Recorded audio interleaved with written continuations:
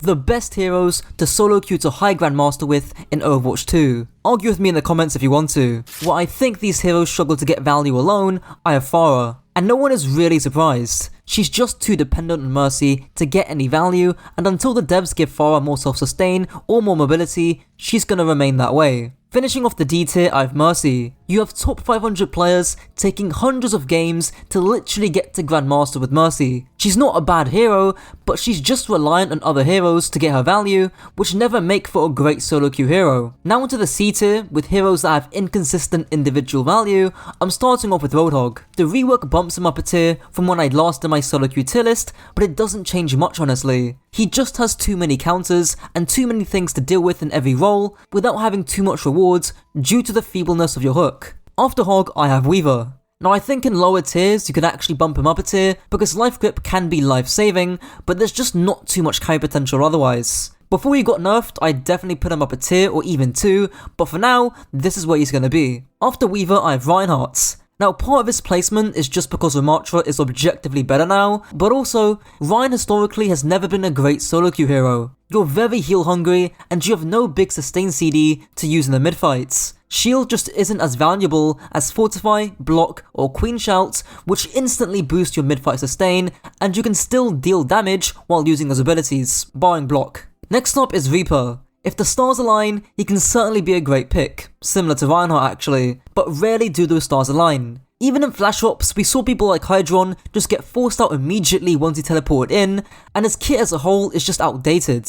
After Reaper, I have Sombra. The only value she really brings now is with EMP, and you need to rely on your teammates, at least partially, to get EMP follow-up. She'll always be a bit of a struggle with that area in particular. After Sombra, I have Zenyatta. The main issue with Zen is fighting off 6 damage Tracer, which you almost always need help with unless you're better than the Tracer, and that's really the silver lining. You do have more sustain, and 5-second heal orb is pretty good for set and forgets, but against more mobile comps, you're gonna struggle. And ending off the C tier, I have Wrecking Ball, a good duelist, and that's about it. The rest of your team can get cleaned up, and you can't really do anything about it as Ball. You can't insta-kill or insta-move anywhere on the map like Winston, and you can't peel like D.Va. Now starting off in the B tier, while I think these heroes are solid, but they have better alternatives, I have Torb. And Torb is a perfect fit for that description. Sure, his gun is fine and he's a great anti-dive option, but when you look at someone like Sojourn, who's offering a lot more with Power Slide and Railgun, it's hard to justify our counterparts above B tier. Above Torb, I have Junkrat. Unless your name is Kaya,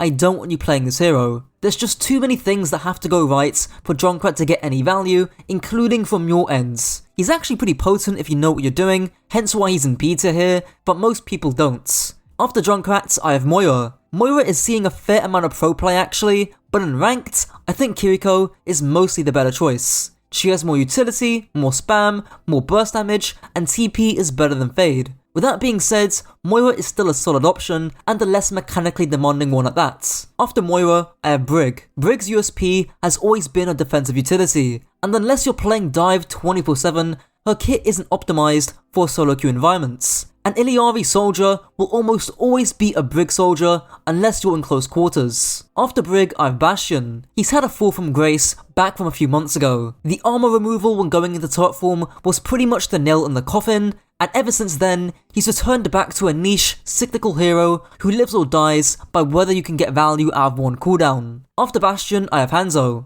Now Sojourn is still better, but Hanzo's flexibility as both a long range and short range threat that can still one shot at any time is still valuable. But sadly, against 6 damage Tracer, I'd much rather have a Cassidy or Sojourn over a Hanzo at the moment. And speaking of Cassidy, he's up next. Again, similar to the past heroes, the issue is why would you play Cassidy over Sojourn right now? Less mobility, less burst damage, less range, and while Cass does have more tankiness, Power Slide does a good enough job escaping most threats. There isn't anything wrong with Cass per se, but that's also the issue. Next up, I have Lucio. Yes, he can technically do everything by himself, but his solo carry potential is limited by his damage, the harsh skill curve, and by the map on occasion. Unless you've got the mechanics of Red Shell, he's not always going to be the best solo queue pick. Not to mention, you do kinda have to rely on your teammates to get value out of speed. After Lucio, I have Zarya. In a solo queue environment, she does have the potential to be very powerful. The issue, likewise to Mauga, is that there are pretty glaring deficits in her kits,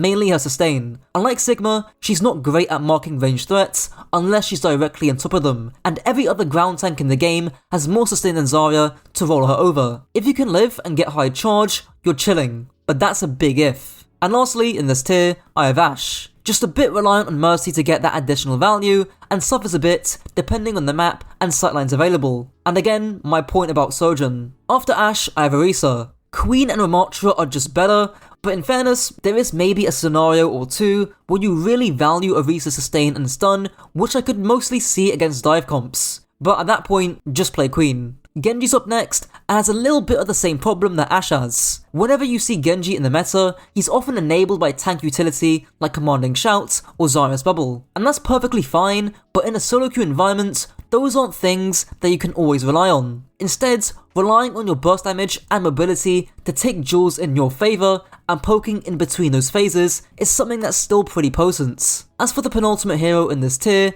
I have Winston. True damage Winston is great of course, but similar to Mauga, there's a lot of answers to Winston that can force you to get off this hero. If you're Jkaru, sure you can play around it, but there's more efficient options higher up.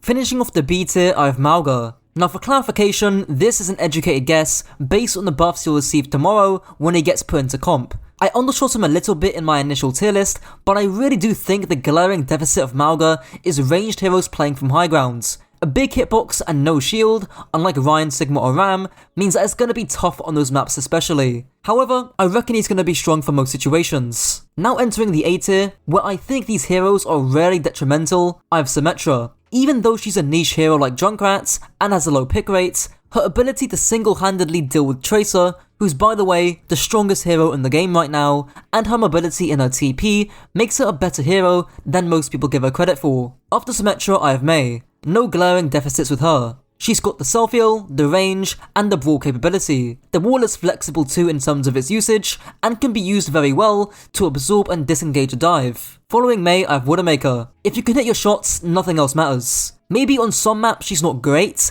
but in solo queue, the power is all in your hands with this hero. After Widow, I have Doomfist. The ultimate change, where you get healing in your meteor strike, gives you more individual autonomy as a player, and there's very few comps where Doom is completely unplayable into, thanks mainly to his mobility and burst damage. Next up is Soldier. The Biotic Field nerf did nothing, let's be real. Soldier has always been and will always be a great solo queue rank pick because of the range and mobility. Not to mention your own sustain too. After Soldier, I have D.Va. Again, a hero that's not popular in coordinated play, but because she can do a little bit of everything, and she can do things that other tanks simply can't do, she has to be A tier. She's one of the few tanks that can peel off and mark DPS pretty quickly. After D.Va, I have Illari. Haven't seen much of her since Season 8, but individually, she's still very capable. One of the best duelists in the game, especially against Tracer, who can force a recall in one shot, and again, like D.Va, has a little bit of everything going for her. Following Illari, I have Baptiste. You already know why he's here.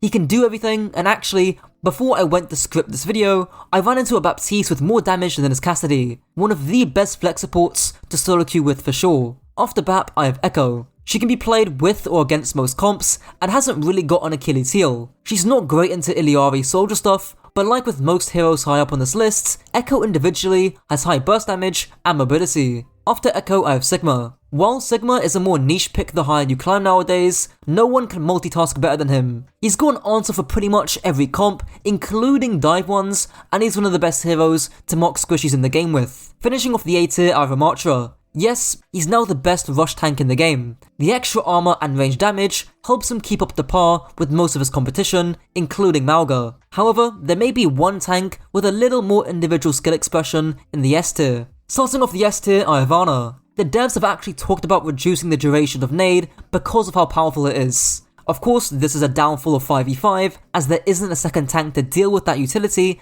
but that's for a different discussion. Until Ana's nade gets nerfed, it's gonna be hard seeing her go below A tier. After Ana, I have Junker Queen. In a solo queue environment, abilities like her knife are really valuable. If you play Queen, please focus on trying to land your knives and not just throwing it out mindlessly, because you can pull big cooldowns for free with your knife. Combined with a solid ultimate, decent range, damage, and a slim hitbox, the only way you can really shut down Queen is by running onto her with a solid Mei wall, as was seen in Flash Ops. Now onto the last support I have in this tier, and it's Kiriko. The Kiriko spam, the burst damage in the headshots, the burst mobility in the TP, the utility in the Suzu, and the faster healing buff that she got. I mean, what reason is there not to play Kiriko? Her playstyles are flexible too, which is always a nice thing to have in solo queue, where you can't always rely on teammates adjusting to your playstyle. The penultimate hero I have is Sojourn. It just comes down to burst damage and mobility, aka power slide and railgun. It can be very hard to shut down a Sojourn